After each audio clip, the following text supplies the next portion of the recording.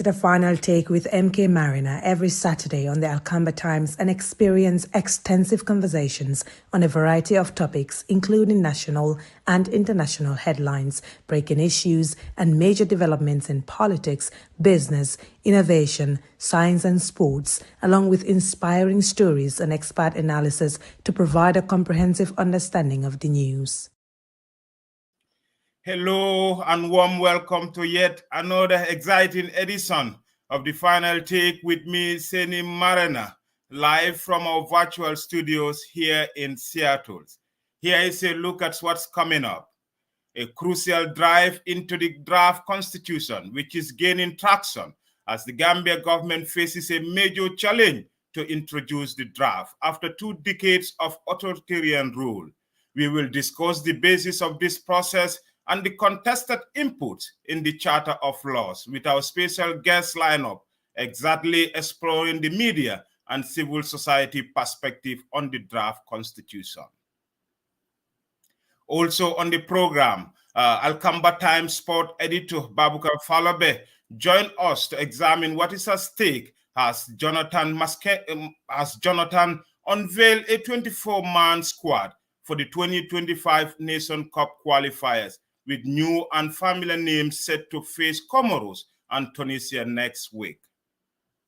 That's the final take with me, Seni Marina, exploring a week of news and current affairs. When we come back after this break, thanks for joining us. Tune into the final take with MK Mariner every Saturday on the Alcamba Times and experience extensive conversations on a variety of topics, including national and international headlines, breaking issues, and major developments in politics, business, innovation, science, and sports, along with inspiring stories and expert analysis to provide a comprehensive understanding of the news.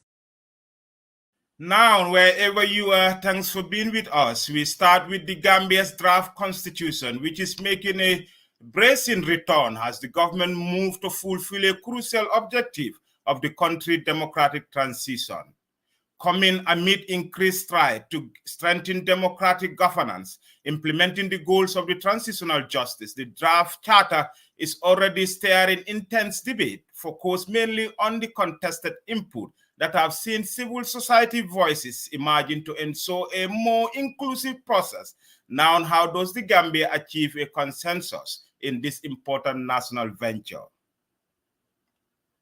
Let's get answers from our team of panelists. Joining us live from Banjul, Honorable Demba Ali Jao is a veteran journalist and former Minister of Information, and Said Mati Jao, who is the Executive Director and co-founder of the Center for Research and Policy Development and Afrobarometer researcher for the Gambia. Guys, thanks for joining us, gentlemen. Let's get straight into this. Said, a recent poll indicated immense public interest in the return of the draft constitution. What does this indicate in terms of population readiness to embrace democratic governance? Thank you, MK. Thank you so much for having me, and it's an honor to be on the same panel with Uncle DA. And yes, indeed, as you can see from the Afrobarometer survey findings, and Afrobarometer is a Pan-African non-partisan survey network that provides reliable data on African experiences and evaluation of democracy and good governance. And so the intention or the goal is to get the public to have a say in the policy making process and in the decision making process. And so for us, we decided to include some questions, given that we did the survey in April, May. And at that time, one of the conversation was about the need to bring back this constitution, and we thought it would be important to ask citizens in terms of their views. And so based on the survey findings, we saw that 71% of Gambians still think that the Gambia needs a new constitution. And I think if you look at the current finding with previous findings of the other surveys that have been done in terms of the need for a constitution that was done by first NDI, you see that consistently Gambians believe that the country needs a new constitution. And so, we also asked them in terms of whether the draft constitution should be returned to the National Assembly for amendment. That is the rejected draft. And I think 67% of the population, agree with that, or strongly agree that the rejected draft should be reintroduced. But also, we of course ask them in terms of commitment of political parties, UDP and NPP. But as you can see from the figures, it's also only around 3 out of 10 Gambians think that both parties are committed to the process. But this is also to say that this survey, like I said, was asked in May, and it's a perception survey. So by this time, perhaps if we have done it, it might also change. But generally, the survey findings just show that Gambians want a new constitution, and also they feel that it is necessary to also include the issue of term limit. And as you can see from the survey, 86% of the population, that is 9 out of 10 Gambians, want term limit to be included. Term limit of 2 years, two 5-year terms to be included in constitution. So in a nutshell, MK, to answer your question, based on the survey, we can say that there's a strong support for a new constitution. And of course, I think what has been done currently, on one side, is a reflection of what the people expected, that the constitutional process should go back to the National Assembly. But of course, as you can see with the debate that followed, there is still conversation in terms of what should have gone to the National Assembly and what should not at the end of the day. But what is clear from the side of the people is that a constitution is needed, and I think that should be the conversation. Absolutely. Mati, before I move to Honorable Jao, most of the time when surveys of this nature are conducted, there are baselines that are used to gather public opinion. What baseline the Afrobarometer team used in gauging the public opinion on the return of the draft constitution?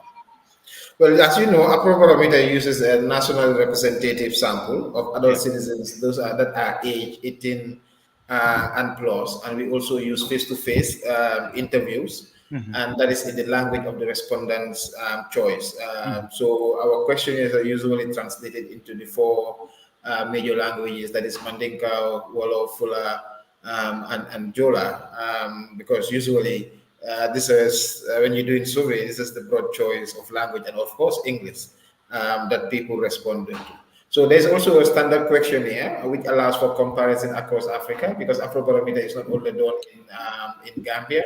The whole Afrobarometer started in 1999, and this year I think we've been celebrating our 25-year anniversary. And for Gambia, we joined Afrobarometer family in 2018, and this is after the political change. And why that is the case is because Afrobarometer only goes to countries where people are not scared to respond, because our interviews are usually face-to-face, and we talk to people in their own communities. Sometimes we find them in their kitchen cooking, we sit there, talk to them, sometimes in their gardens or wherever they are when they are sampled within. So in Gambia, we use 1,200 sample size. And when we do sampling, for me, in more simplistic way of explaining sampling is that we are just testing, whether, like for instance, if you're cooking domoda, which is my favorite example, and then you add salt or jumbo, you want to see whether it tastes. You don't eat the whole food, so you take a pinch and then you eat. So our national sample is basically 1,200, and based on that, we believe, if people repeat the same process that we do, they will be 95% accurate. So we're 95% confident that our findings reflect the views and opinions of the people. And so basically, in a nutshell, that is the Afrobarometer. So just to say, in Gambia, we have been here since 2018. So we have done surveys in 2018, 2021, 2022, and also now, which is the 4th round, or in Gambia, but it's the 10th round within the Afrobarometer network. Here in Gambia in April, May, and that's the result that we are currently sharing, basically. Absolutely. Many thanks, Sergio. Going, Honorable Jao, the constitutional debate focuses on the inputs that politically influence the draft charter. What do you make of these allegations? Sorry, I didn't get that aspect of it. My question is, the constitutional debate focuses on the input that politically influenced the new draft charter. What do you make of these allegations? Well, of course, I mean, the constitutional making process is a political game in this country and virtually everywhere else, because the constitution has a lot of politics has a lot of input in the constitution making process. So that is the case in this country, particularly. I mean, what we have seen. I mean, the draft that has just been brought to the to the people to look at is very, very political in nature, because we've seen that it was cooked in the cabinet, and then brought out, and then just given to the people like that without going through any other process whatsoever. Of course, I agree with the Attorney General and members of the government who said that there was, some kind of consultative process in the making of the constitutional draft. But we all agree also that there was very, very little of the the consultative process that was they are referring to, that was reflected in the draft that they have brought out. So that is the situation. What they brought out and what was actually maybe probably agreed at the consultation process are a bit different. That's what we feel anyway. Media play a very crucial role in terms of constitutional building process, as seen in the drafting of the new laws by the CRC. What role do you think the media should play right now in ensuring that the wishes and aspirations of people are captured in this draft constitution, as a veteran journalist and former Minister of Information? Indeed, the media has a very, very important role, very crucial role to play in the whole process, because it's not possible to bring the whole country together under one roof to discuss the issues. So they have to have a kind of a platform, and the media has given them that platform for them to look at the draft, the process itself, what has been brought out. It is the duty of the media actually to bring it out to the people so that they know exactly what is contained in the draft and the implications of some of the clauses that they put in the draft. That is the role of the media, and I guess the Gambian media is playing effectively that role it is supposed to play. So people know. Because if you listen to the hot debate that is presently going on with regards to the draft constitution that has just been brought out, it shows you that the media has actually played its role, and the people know exactly what is going on. So that's the situation. But the media definitely has a very, very important role to play in that. Okay.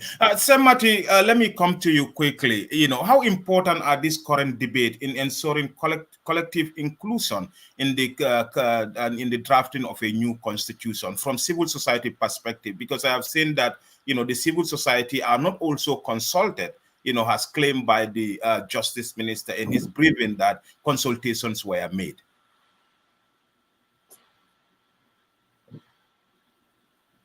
So you are on mute. Your mic is mute. Yeah.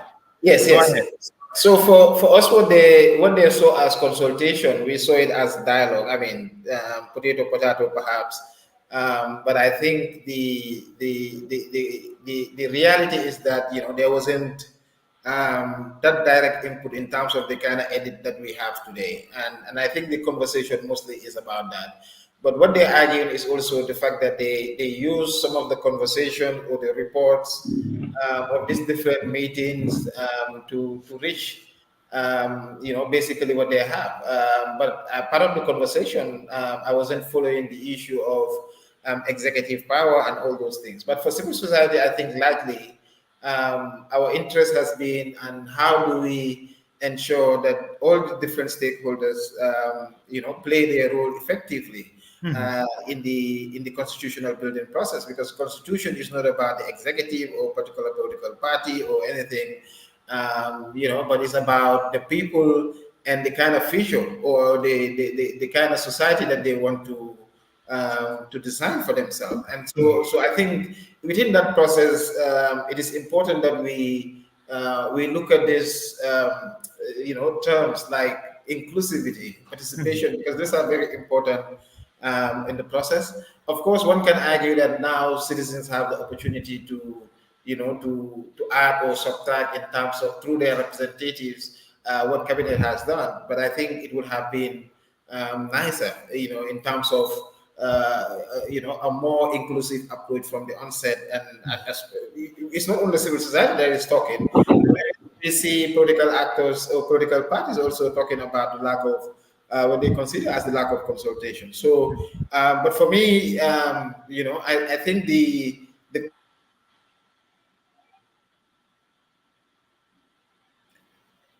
So, Mate, it seems that we are having some connection challenges with you. Are you hearing me now? Yes, I can hear you. Go ahead. Can you hear me? Yes, I can. Go ahead. Yeah. So like I said, I mean, we need to be, for me now, the question is, I mean, we need to be open in terms of where do we have to go, because these are questions that we have not been able to answer collectively. And if I remember the last national dialogue, which, I was one of those that kind of facilitated the political dialogue, political thematic group, and the bringing back the constitution was also, one of those issues that was discussed, and now it is there.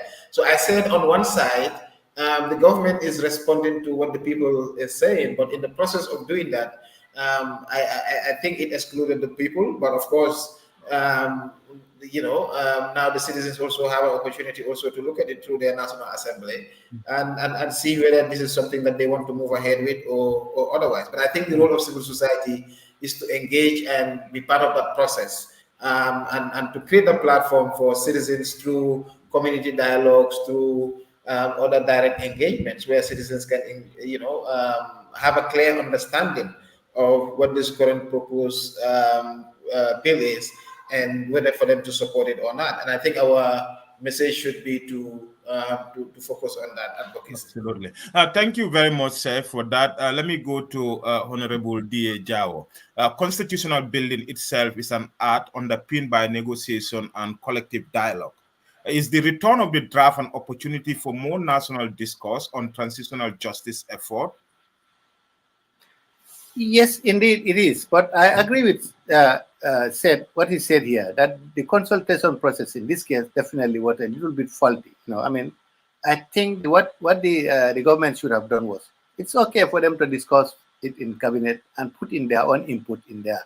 But that was, I think it wasn't okay for them to go ahead their own input and go and gazette them and assume that that's the draft that people want. Because we all agree that the 2020 draft was not a bad one. Of course, they had a little bit of some objections, some of the clauses. But, they didn't just stop at expanding those clauses that they had objection about, but virtually everything, and gave the president too much power, in their draft, which is definitely not what people wanted, in this country. So it would be very, very interesting to see what the National Assembly is going to do. Even if the draft passes through the National Assembly, I cannot imagine Gambians voting for this kind of constitution in a referendum. So Honorable, you were one time a minister in the Barrow government, and then we have seen that the new 2024 draft is cabinet based. Do you think that the cabinet get it wrong at the first instances of including their own staff? After being consulted by the CRC, because CRC has engaged all the stakeholders, the judiciary, the executive, and the legislature. But this new phase of the new draft, consultations were not expanded. Do you think the cabinet get it wrong by consulting only themselves rather than the broader population? Yes, I indeed feel that they got it wrong by just putting their own input and then assuming that is the draft that the people want. Because listening to the voices of people who are objecting to, or during the debate on this particular draft, you will definitely know that cabinet hasn't got it right this time around, because it is only their own input that they seem to have put in the draft and then taking it out and assuming that the people would be willing to embrace that draft, which is definitely wrong. Because as I said, the 2020 draft was not a bad one. Of course, a lot of people had a few objections here and there. But if they had, maybe taken out just a few of the things that they thought probably was not favoring them, like the retroactive clause. In fact, Yeah. that clause was not even, it's not relevant anymore because President Barrow is in his second term. So there is no, for that retroactive clause was no longer relevant in this case. They have been overtaken by events. So I think what they should have done was, the 2020 draft, they should have just brought it out so that the people will, look at it. Maybe the National Assembly can make a few, amendments here and there, depending on what the people say, and then it will go ahead. But in this particular instance, I think they've got it wrong, definitely. Absolutely. Sir Mati, if we are there, a quick one. I want to ask you about the role of civil society, because civil society, like the media, are very, very crucial in strengthening democracies. Do you think that, the civil society need to do more to hold the government accountable in this constitutional building process? Well, I mean, the idea of civil society is to ensure that now for the government it has done basically its part and has pushed the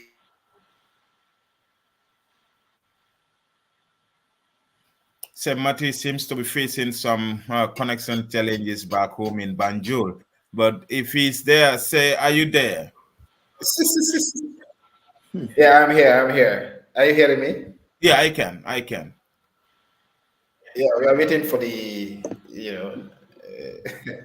high-speed internet. But what I was trying to say is, I think right now where we are, we have civil society has protested and said we were not consulted, and I think that was a good starting point of holding government accountable.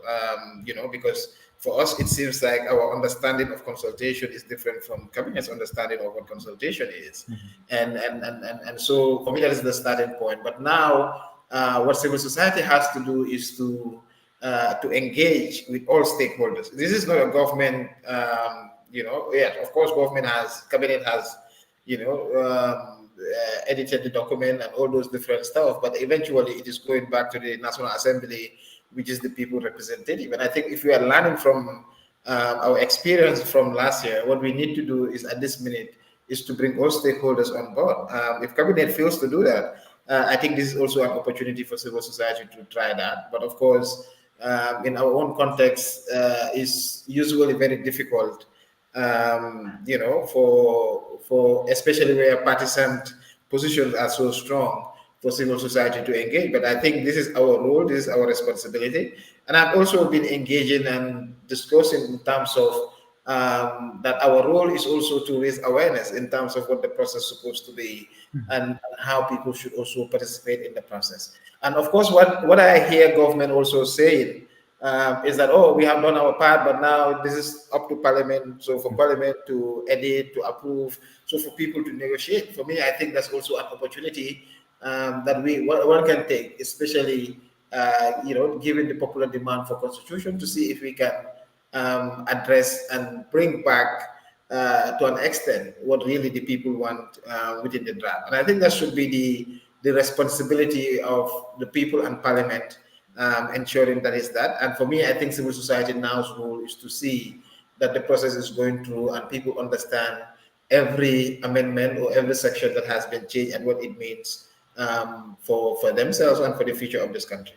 Oh, thank you very much. Honorable Jao, what do you think might have, led the government to, draft a constitution that try to protect the leadership? What are they trying to gain from this? Yeah, I definitely agree with Seth that the civil society had played their part very effectively and they continue to play their part. But what the government should have done in this particular instance, I think, was that before submitting their own draft and gazetting it and submitting it to National Assembly, I mean, they should have published it, their own input, their own draft, and then, allow civil society and the whole country actually to debate, and probably they would have, they would have been convinced to say, to amend or to change some of the, their perceptions of the constitution or whatever. But they failed to do that. They just went ahead, the draft that they agreed and at the cabinet, and they gazetted that and wanted it to go to the National Assembly. I'm not sure about but The objective, yeah. Yeah, I mean, definitely. Sorry, what was that part of your question again? No, my question was, what do you think, as a former cabinet minister, that will warrant the cabinet? What objective do they have to have a constitution that is only trying to, protect, themselves instead of the larger population? What do you think might be what is the reason behind this? Yeah, if you remember, I mean, when the 2020 draft came out, we've been hearing a lot of talk about cabinet members, well, the president and members of his cabinet not being happy with some of the clauses. Provisions, And, yeah. we've seen what has happened at the National Assembly. And we know the people who actually voted against the draft constitution are all sympathizers of the president. So, in fact, some people even allege that it was, I mean, the executive, that the president and his cabinet who induced those people to vote against the draft. So, I mean, those are the allegations. I mean, what do they want on the draft? They want something that will give the president, all the powers that he needs. And that's exactly what they've done. Because if you look at the draft, I mean, there is no difference as far as I'm concerned with the 1997 constitution, because the president has been given a lot of powers. A good example is the nomination of 5 members to the National Assembly, and not only stopping at that, but the chief executive himself appointing leaders of the legislature, which doesn't make sense at all. Because, I mean, these are supposed to be parallel arms of government: the legislature, the judiciary, and the executive. So I don't think the executive has the right to appoint leaders for the judiciary, and that is what is happening in this constitution. And then, we've seen also the IEC, that's the Independent Electoral Council. Okay. Even though the name, there is a proposal to, to change the name to Independent and whatever Boundaries Commission. But whatever the case, I mean, the appointment of the commissioners and the chairperson of the IEC are also very faulty. Of course, the 2020 draft suggested that it should be done in consultation with the National Assembly, and I think that makes a lot of sense. But in this 2024 draft that has been produced by the cabinet, it shows you that it is the president who is going to appoint the commissioners and the chairman in consultation with the Public Service Commission and the Judicial Service Commission. And we all know what these service commissions are, because most of the members of these service commissions are handpicked, I mean, people appointed by the president. So you don't expect them to to turn down whatever suggestion he makes to them. So it is definitely no difference with the 1997 constitution.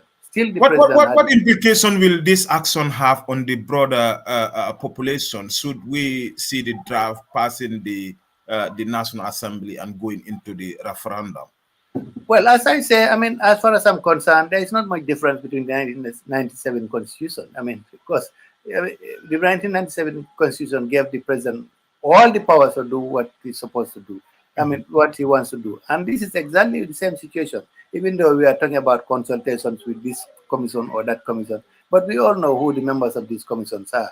So it doesn't make much difference. It is the same scenario that we have seen here, giving the president all the powers. I mean, even appointing ministers. I mean, he just picks somebody from the street and appoints them, and that's it. I mean, nobody is there are no checks and balances here. And we all know what happens in such a situation. So that's the thing. The president, the draft has given the president all the powers. And if this constitution, this draft were to be passed as the constitution of this country, definitely we are not different from 1997. 97. For those watching, this is the final take with me, Seni Marena.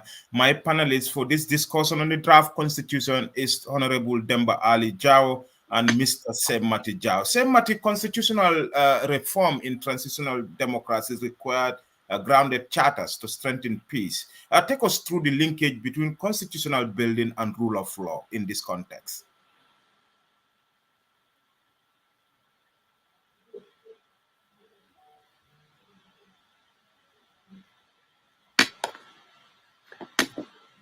Is said muted or what? Yeah, he's muted, so okay. You are muted. Can you hear me now? Yes, I can hear you.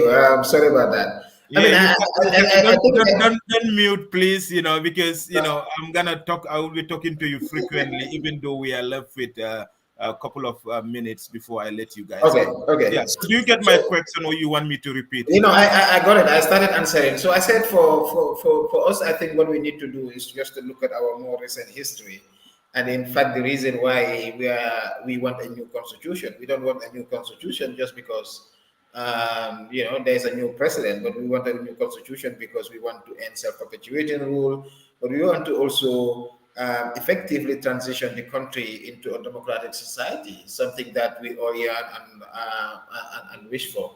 So for me, this should be the thinking at this stage. We are not making a constitution to consolidate a certain sort of power, but a constitution based on our history and lessons. And the lesson that we are talking about is the fact that rule of law, I mean, there was rule of Jame instead of rule of law. And so we want a constitution that basically guarantees that. But beyond the rule of law, ensuring that, I mean, of course, with Jame, we know he did not need a constitution to be a dictator because, he ignored the constitution, and that made him a dictator. But creating a constitution where you have vast executive powers, for me, I don't see the extent to which that has transitioned us from, the kind of system that we are trying to shift away from to where they want to take us. And I always hear the argument that Gambia has, especially for my professor, the minister, arguing that the Gambia has a very strong presidential system. Yes, and I think this was the problem. In fact, this was the problem in the sense that's why we wanted during the constitutional review process, where people wanted a more balanced sort of system. And so the propositions or the comments that we see from the cabinet, for instance, they are showing us that they prefer the continuity in terms of the presidential system. And yesterday I was trying to look at their explanatory note, which, by the way, is really useful at this minute because it also helps us to know how they're thinking. And my preliminary assessment is that they want an extensive or a very strong executive power, but of course they have not answered the question of checks and balances in terms of how this executive power could be balanced with the assembly and the judiciary.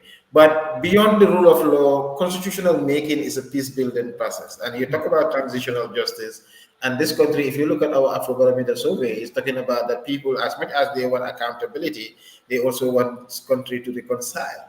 And for me, I thought, given the level of polarization that we're experiencing, but also given the level of, political challenges and legal challenges that we're facing as a country, it is important that we start focusing on the strength that we have, the opportunities that are there, and try to see how best we can build and strengthen our relations, but also to ensure that we build a constitution, despite what cabinet has presented through the National Assembly, that reflects the reality and the future thinking of the society. So for me, I mean, of course, president must be a president, but when it comes to Uncle D was talking about the IEC, for instance, if there's supposed to be consultation, I prefer that to go to the National Assembly than to a Public Service Commission. I mean, it is a political appointment, and is it not supposed to be the political actors themselves that should decide on who should be the referee? And I think that is about strengthening democracy. It's not about repeating, the country is used to this. This is what we know. This is what we know. So therefore, we have to maintain that. Constitutional building is taking the risk, is taking the step, but also ensuring that we are future and forward looking. But for me, I think the current draft is kind of paranoid in the sense that the cabinet want to preserve some sort of a power that people want it to be distributed and devolve into the society. And I think for me, this is the debate. Because constitutional building is also about is a political process, and so the political question is: do we want more power for the executive, or do we want a balanced power among the three branches of government? And I think for me, within that focus, this should talk about rule of law, but also the opportunity to say, let's sit around the table and figure this out. Absolutely. Mati, thank you for that explanation. Ongul Die, how will effective media coverage help, this new draft constitution for the population to have at least a concession, as to what we actually want in our charters of law? Yeah, I mean, of course, as I said, the media has a very crucial role to play in this process, and what they can do is to ensure that at whatever step people are in, at whatever stage of the consultation or the rather constitutional building process is, the people are informed. They know exactly what is going on. They can compare with the Dauda Jallo draft and the 2020 draft. I mean, and that can be done through the media because the media has the records. I mean, all they do is that let them show the people that this is what was in the original draft, and this is what in the new draft. So, and then the people can make their own choice. But I mean, I think the media is playing that role already, and the people are well aware of what is going on. So I'll be very much surprised if I mean these people succeed in getting their draft through. I very much doubt it. Absolutely. Thank you very much, DA. Mati, we are almost done with your conversation. Moving on. In 1 minute, tell us, how hopeful are you in terms of, having a new draft constitution or a new constitution before 2026 presidential election? Because this will determine a lot, for that coming election. I mean, definitely, definitely. I mean, given the current reaction, the current, discussion, one will be fearful, but I'm optimistic. I'm optimistic in the sense that Gambians eventually will say, what these people did, we don't like it, but a constitution is better for us than engaging in the process to get a constitution. Perhaps might be better. So I'm optimistic in that way.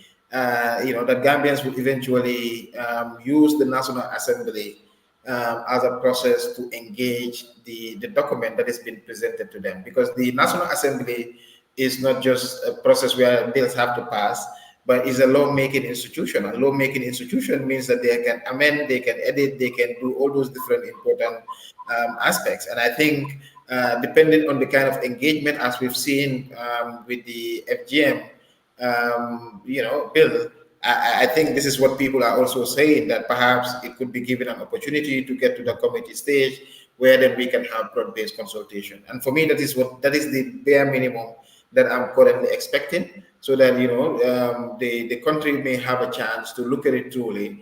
And there's nothing to lose in the entire process, because if there is no political arrangement within the parliament, it might not get to the third stage. And so that means we need to be open and try to see and give it an opportunity.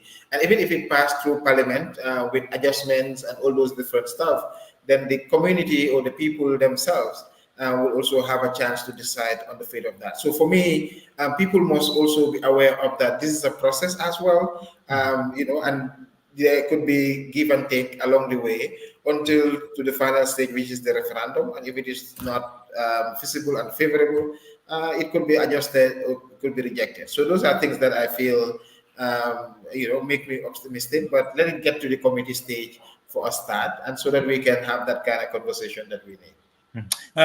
DA, what's your take on the draft constitution? Are we Yeah. going to stick with the 1997 with what we have seen the executive doing with the 2024 draft constitution? Any way forward in this discussion? Yeah, I agree with Seth that we shouldn't lose hope completely that we can have a new constitution at the end of the day. That is, if the National Assembly takes charge of the situation, whatever adjustments they are going to do, but which actually are going to be reflective of the view of the general public. That's okay. I mean, we can have a compromise and have the draft voted in. But as I said, it must be adjusted to reflect the views of the general public. But at the moment, the way it is, definitely it is not reflective of the view of most of the people in this country. And I think the National Assembly will take charge of the situation and do the needful, so that at the end of the day, then the draft which is going to be taken to the people to a referendum would be quite different from the one that has come out of the cabinet. Many thanks. That's Demba Ali Jao, veteran journalist and former Minister of Information, and said Mati Jao, the Executive Director for Center for Research and Policy Development, an Afrometer researcher discussing media and civil society perspective on the draft constitution. Gentlemen, many thanks for joining the final take with me, Seni Marena. Thank you. Thank you for having us. Thank you. Moving on, this is the final take with me, Seni Marina. Let's shift attention to sports as the Gambia prepare for 2025 Nation Cup qualifiers with an upcoming game scheduled against Group A opponent Comoros and Tunisia next week. We'll also be talking to Mr. Omar Jaju, the newly elected president of the Sport Journalists Association, who joined us live after his election to head the Sport Journalists Association in the Gambia. Babukar Falabe, tax sport editor, will also join us on the program to discuss Coach Jonathan's latest squad selection and Gambia readiness for AFCON 2015. We'll come back after this short break. Tune into the final take with MK Marina every Saturday on the Alcamba Times and experience extensive conversations on a variety of topics, including national and international headlines, breaking issues, and major developments in politics, business, innovation, science, and sports, along with inspiring stories and expert analysis to provide a comprehensive understanding of the news.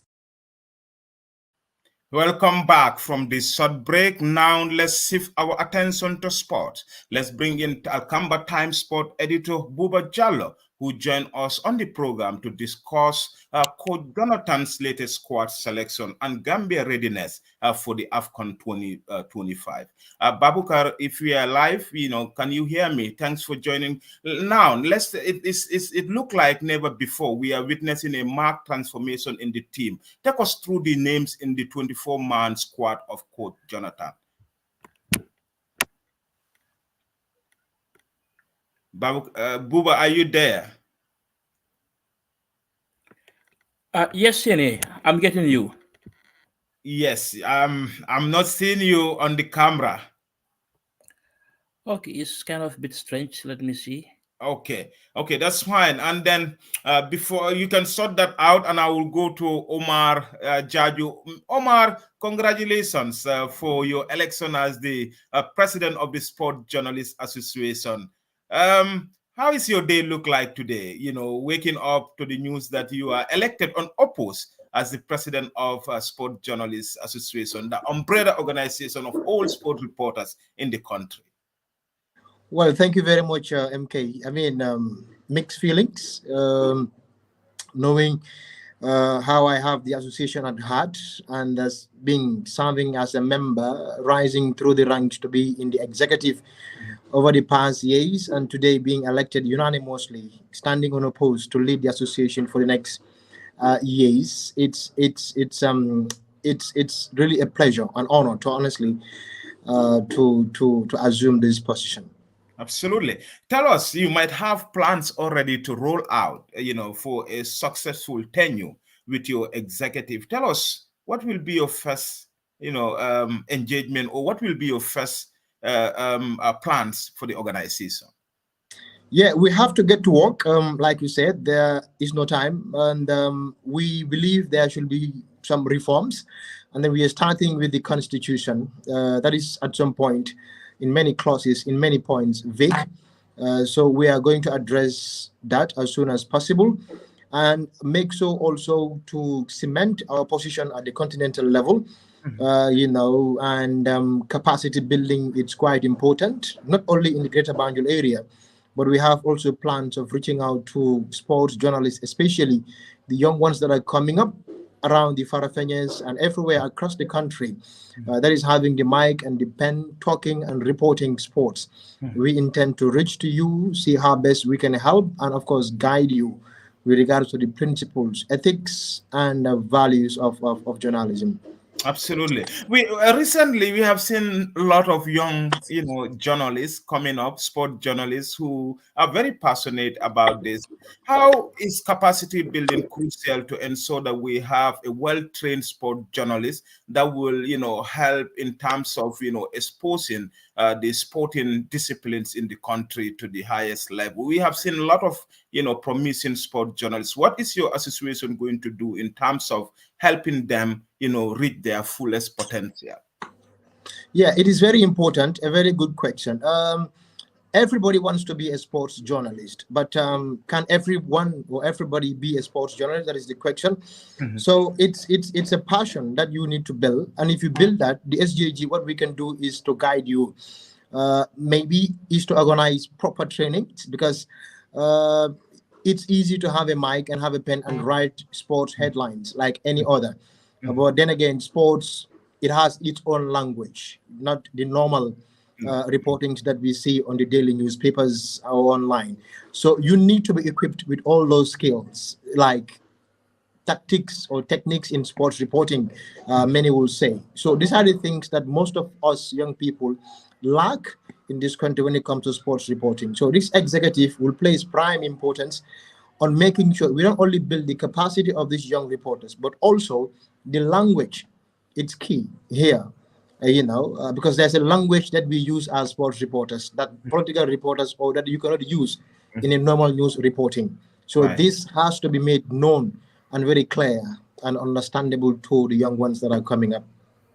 Absolutely. Omar, in terms of partnership, what are you looking forward to? Because Gambia is making wave in, football now and other sporting disciplines. So what kind of partnership are you looking at in terms of, moving the association, forward? Wide range, starting from the sporting associations or institutions in the country, notably the GNOC, the Football Federation, and then even the National Sports Council and the ministry, because we need to partner with these people for the mutual benefit of two parties, but at the continental level also, we have a body that governs us, that is the African International African Express, or AIPS it is called, Africa, and then you have the AIPS Global. So we are a member to all these associations. But then again, when we talk about, in fact, the issue of capacity building, we are not only saying we are focusing in the Gambia. There are a lot of people that are outside, especially in England, in Denmark, and other countries that we feel like we can partner with their sporting associations or their sports press associations to have a very, very, very good partnership in terms of capacity building and even exchanges of programs. We have one already with the Senegalese sports press, which is a good one. It has been going on, but we intend also to spread our wings, not only in Senegal, but in other African countries for the betterment of the membership, because we feel like not only reporting, but then we need exposure.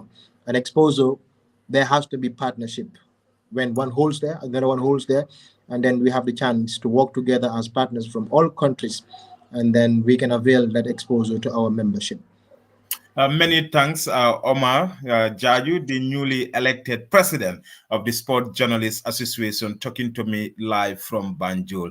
Omar, once again, congratulations, and then I wish you good luck. My sport editor is here, and I think he's also a member of the Sport Journalists Association. Yes. He is. He's all the way in Sweden, So, but make sure you bring him back so that you guys can build a very strong Sport Journalists Association. You might stay on the line because we are discussing about sports, and you are not only a sport journalist but also a sport administrator. So hopefully, I will have see your question, going forward. Buba, welcome to the final take with me. It's a great moment for Gambian football with key names like Minte Barrow making huge waves, and amid unprecedented performance, So, Buba, tell us, are we ready for the next week challenge? The qualifiers? Yes, Siri. I will not be fair. I will not do justice to this program without congratulating our newly elected president. That is, right. I have been here for quite a while and we work at West Coast Radio. So Omar, once again, talk to you. Seni, coming back to your question, these are the players that we normally look for when it is Buba, African it Cup of seems there is noise coming somewhere. I don't know where it is. You know, can you check your gadgets, please? Oh, Omar, seems like some noise coming. Okay. Okay. Seni, am I better now? Am I better now? Yes, go ahead. So the question is, are we ready for the next challenge? Gambia is facing Comoros and Tunisia in the AFCON qualifiers. What is at stake? Yes, as I was saying earlier, these are the fixtures that African football lovers used to look forward. Either you are playing home or you are playing away, because it's time for the African Cup of Nations qualifiers. Most of the journalists or football fans used to look up to the names that have been called and try to analyze their group. I haven't fully get the content of the coach Jonathan McStreet, his press conference, but I'm quite sure that he will definitely have warned us about Comoros and Madagascar or even Tunisia, because these are big footballing nation. We judge their last form in their last 5 games in the World Cup qualifiers. Both Comoros and Madagascar are standing a great chance, and they have positive results. So I think the September window is a fresh page for Jonathan, because when he assumed the role, that time Tom Selfit has already started the World Cup qualifiers that was against Burundi and against Ivory Coast. So he managed to play against Seychelles and against Gabon. So this is a fresh page for him to reach his first African Cup of Nations as a coach. So now he is trying to shoulder the full responsibility, because now his tenure is starting from now. We are going to judge him according to results that he will bring. And I learned today that most of the players will be traveling tomorrow. That is Sunday. The players that have played on Friday, the like of Musa Barrow, the likes of CFCB, and the likes of Yankuba Minte, who just played few hours ago. So they will be expecting to be in Morocco, tomorrow being Sunday, and the rest of the staffs from the Gambia. So I think that we are looking forward to these qualifiers. Comoros is a tough opponent, but we are thankful that we didn't travel all the way to the island. It's like that we are playing home from home, because Morocco for the past 3 years has been our home, and I think we have achieved very incredible results in Morocco. Let's talk about Esposo and fan support for this particular campaign. Do you think that the team is getting enough media visibility with games played in Morocco, away from home in Gambia? No, I don't think so, and I'm not sure if you have posed the same question to the Minister of Youth and Sports, Bakari Baji, what will have been his answer? Because my argument is that if you are supporting the team for this trip, the government have given like $15 million. That $15 million, if you times it by 10, like you put it in one budget, how far will the stadium go with all those money? So, and I think we are pumping money unnecessary. And I have called out the president himself. I have called out the ministry, that the administration of President Barrow, if he is willing, he could definitely have this stadium ready by today. Because if you look like South Sudan, that just came in 2011, they have a full stadium sponsored by FIFA. And you will look at that, like most of the neighboring countries in the southern part, they will play in South Sudan. Even the African Champions League, the African Confederation League, even the main Sudan, they are playing now in South Sudan. So that is how important. And I used to say that the problem of Gambia is general. If you go to Kenya, their stadium, the Kasarani Stadium, is still under maintenance. If you go to Ghana, so I mean, but what is the government? Because there's a lot of politics going in Ghana. The incoming president is promising that I will build this stadium, but Adama Barrow is more of just visiting the stadium as he previously did, like 1 week ago, but to see that the money and the work is in progress. And I think it's not fair to this group of players. It's not fair to the coach. Tom Senfit has done it twice, but I don't think it's still applicable, because sometimes too, because of not having the access to play at home, it drives us some players, because we have players that are born in Norway, that are born in France. How comfortable are they? If you have your family in the Gambia, and you are called to the national team, but you are not going to play inside Gambia. You are going to play in Morocco. You will not have your uncle, you will not have your cousin, you will not have your aunt to see you. So also, I think that also is a factor that so many players are. So Buba, you want to tell me that the government and key stakeholders are not serious about sport development in the Gambia? If they are, we would have had our own stadium and the boys would have played their games in the Gambia.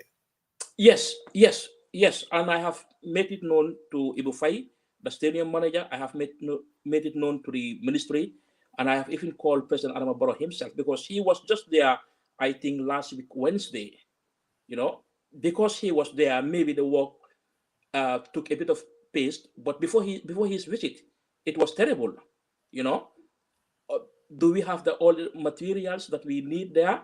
Because they cannot keep pushing us. They have been. Today is 1 year since Bakari told me that the stadium will be ready, and we're still counting. So that's what I'm saying, that every time we go and play outside, we are spending $15 million. That money could have been used to fast track the stadium, right? Exactly, and that is my argument both to the ministry and to the parliament and to even President Adama Barrow, because the Gambians haven't seen their team played for nearly 3 years, and Yes. And psychologically, it's not easy, because we do feel that we played in the last time, I think we played in, I forget the name, I think in Gabon. We've seen some few fans in Gabon, some few Gambians in Gabon, some few fans in Morocco, but that's not enough. That's just a handful. That is 50 people, 35 people, 30 people. Absolutely. Compared to having it to 20,000 people in a full park independent stadium. Absolutely, Buba. I hope that they will be able to sort the stadium issue if they want result in the upcoming AFCON. Buba, what's your impression about the coach new selection? And tell us what are the new names that came up that are going to play against these two qualifiers? Yeah, the new names are Lamin Shedi, the goalkeeper. Lamin Shedi. He has been in the setup for a quite while. I'm not sure if I can see him in this picture, but he has been in the mix, and he's the captain of Real de Banjul. His selection gives hope to the rest of the local best players playing in the Gambia, be it in the first division or in the second division. Because yesterday we saw Coach Jonathan Manstrick. He was at the Serekunda East Mini Stadium. The previous day, that was on Friday, he was at the Bakau Mini Stadium, where Bakau Sports Committee were having their Super Cup, and maybe even today he will be in Birkama. So seeing him in these Navetan centers and seeing him calling a player that is Lamin Sedi, because we have to draw back to like 10 years ago, a decade ago, that we last saw a local base player being named in the national team, especially a goalkeeper. That was Modou Diop. The last time that happened was Modou Diop, and I think it's long overdue for this goalkeeper Lamin Sedi, because he was the under 20 that was meant to travel to Indonesia. That was in 2021, and we've seen that he have guided Real de Banjul to a very wonderful season, the concluded season. So I think he being named there will serve inspiration to the players that, what, if I can do it, you can definitely do it, especially the goalkeepers. Another name is Joseph Cisse. He's a Swedish born, and he's currently playing in Italy. If you look at the core of the Gambian national team, for the longest time, we have been selecting players from the Scandinavia. And when I talk the Scandinavia, that is Denmark, Sweden, Finland, and Norway, especially Norway and Sweden, because this Joseph Cisse is from Sweden, and his younger brother, that is Jasper Cisse, he was once in the setup, both for the under 23 and both for the national team. So his brother to join in the mix, I think is a good exposure. It's a good experience, because he's a very routine player, so he will definitely give. So what impact will these new players have on the already existing national team, looking at their backgrounds and the leagues they play? Yes. I think first we have to look at the experience, because these are players that have been playing since they were 5 years. If you look at their CVs, they have represented Sweden in the under 17, under 20s, you know, and they have make a leap in their career from one league to another league, because he is playing in Italy, and we know that Italy, during your footballing days in Amiteti, were called Toldo. So if you look at the backline, the Italian backline of that time, you know that Italy is known to be very Yeah, good. very strong Yeah, football. Yeah. yeah. So the culture, the culture that he will take there, it will be very impactful to the national team. And I always emphasize the winning mentality. You know, when we Yeah. have players that have been winning for the longest time, you know, it boosts the team. And I think the inclusion of these players means that Jonathan Mike Street is like putting his team in order, because the team that he inherited has the blueprint of Tom Senfic, who has just recently signed in Mali. I have saw that you said the news, and wishing him all the best. So like Jonathan is trying to establish his own team, because he inherited a team. So now he's trying to put his blueprint on this team. That's why he's trying to call some players. And to be fair on Seni, all the players that have been called, they are called on merit. They are players that are on form. The player like Abdoulaye Cisse, he's also one of their new players. He went from Real de Banjul to Estonia, that is Spidey. I think he went in June. And there has been a lot of talk, like, why are our players going to Estonia, going to Kosovo? But look at it. Now this is the reward. Because through his move from Real de Banjul to Estonia, he has earned a national team call-up. And Absolutely. we have so many strikers that could not earn a national team because of... So you believe that the 24-man that the coach Jonathan called is a well-deserved call-up? Exactly. Yes, exactly. And it's based on merit instead of, as who as yes. it prevailed in the other situations. Yes. Like looking at your slides, you have so many great players. Seydou Khan, he has his tenor, but he didn't play it. Dembo Dabo, the last one. Lamin Jao. I think Lamin Jao had an injury before this call-up. So he did play it on Thursday, but before the squad was announced, I think he was having injury. But these are players. We have a lot of games to play for the rest of this year, because the qualifiers will stretch, I think, till next year, 2025. And I think like it's an open door policy for the players. Like, if you perform at the highest level, you will earn a place. It's not like that. Before, Tom Senfield's squad was easy to predict. You will know that Toldo will be there, Boubacar Sane will be there, Daudangong will be there. Even me, I have to call. Like, boy, do you know who is coming? Yes, absolutely. Yeah, because before we used to predict, and I think but this one is difficult to predict what Coach Jonathan will put forward, because he had said it in his press conference that if we are not playing a competitive game in and out, he will not call you to the national squad. And do you think that's the right decision? Yes, because I think we have to set the bar high. We have to set the bar high. We cannot call a player that is playing in England, or that is playing somewhere else, that haven't have 0 minutes playing times. And I think the bar have to be high. And I think some of the players that he left behind, they deserve to be called. But it's an opportunity for these players to impress, and it's an opportunity for the other players to train more in this international break, and so that they deserve, because as I said to you, like this applies. He just played 10 games, scored 4 goals, created 3 assists, and he's here in the national team. And he's a young player. Like 3 months ago, he was playing in the league. He was playing in Serekunda East, Birkama, Basori. But because of his club form, that made him earn a place in the national team. I think it's fair, because and just look at Adam Sidibe. When he was playing in Scotland, he was unknown, but he came, and those last 4 games he had some goals. Well. And when he came, immediately his first touch was a goal. So that definitely earned his place in the national team. So I mean, Buba, we are almost at the tail end of this program, because you are so much in love with sports. So if I allowed you, you're gonna take another 1 hour talking about. But finally, what's your preview of our game against Comoros and Tunisia? Yes, as I said earlier in the beginning, Comoros is a well-drilled team. They have mix of players with experience that have been in the setup for the national team setup. Looking at their 5 games or their World Cup qualifiers, they did extremely well. So I think in this tie, I think the Gambia still remains the underdog because Comoros, just like Burundi, when we played with Burundi, they humbled us in Morocco, in Tanzania.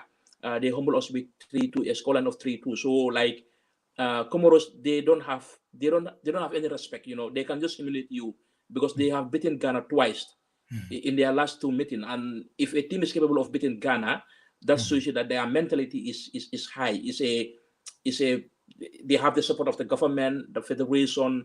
They are extremely motivated. As I said earlier, they are sitting on top of their World Cup group qualifiers.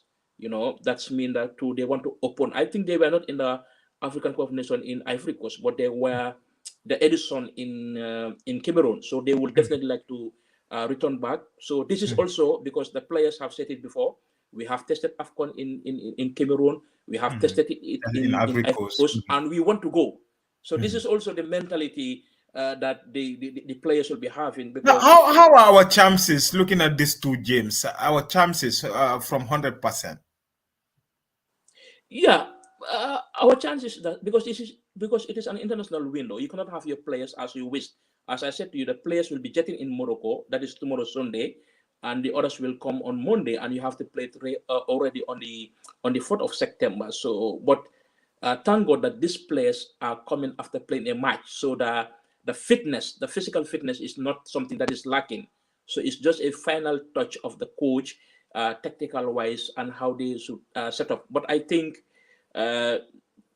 Jonathan will repeat the threat that Comoros can put, because if Gambia is now capable of beating teams can equally be able to beat the Gambia. So it's a 50-50 tie without. But I think with the return of Ablai Jallow that we have been missing in the previous games, I think he also hold a very key role in our progress of any competition that we find ourselves. And of course, young Minte, because before we were so level. Before, like we don't give our opponents coaches the time to think. Now they can say, okay, this boy is from playing the Premier League. He has played the last 3 games. I mean, so you have to put a defensive. Either we mark him, and if they decide to focus on young Minte, Ablai Jallow or Musa Baro can do the damages. So we have the option because of the quality of the leagues our players are playing. But I think that as Jonathan mentioned, we should be humble. It's still a work in progress. And after the match, we can see what we can adjust against Tunisia, because Tunisia too, they will want a revenge, because we beat them the last time we met in Cameroon. We beat them 1-0. Yeah, during the group stages. Yes. Yeah. So even though the Northern African football has not been on the top country-wise, you look at Morocco, except Morocco, you look at Algeria, Egypt, they have a very terrible outing the last time they were in Ivory Coast. And I think with a new coach, they will want to set the record straight. Okay. Thanks. That's Buba Jallow, Alkamba Times Sport editor, giving us critically examining Scorpion team selection for 2020 qualifiers. Buba, many thanks for joining us on the final take with me, Seni Marina. Thank you, Seni. Thank you. That's the final take with me, Seni MK Marina. We will draw the curtain here until next. Thank you, and do have a wonderful weekend. Tune into the final take with MK Marina every Saturday on the Alkamba Times and experience extensive conversations on a variety of topics, including national and international headlines, breaking issues, and major developments in politics, business, innovation, science, and sports, along with inspiring stories and expert analysis to provide a comprehensive understanding of the news.